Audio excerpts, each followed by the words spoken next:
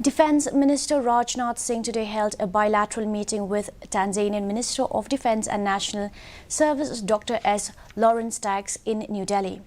After the meeting, Defence Minister Rajnath Singh said there is immense scope to boost defence and military cooperation between both countries.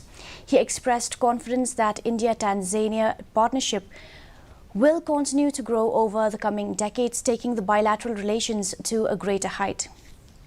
He said both the leaders reviewed the full range of India-Tanzania defence ties. Singh said India and Tanzania shares the same strategic space and India considers Tanzania as a major Western Indian Ocean player.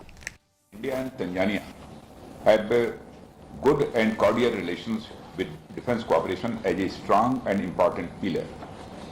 There is a broad consensus on both sides on further strengthening the bilateral defence cooperation.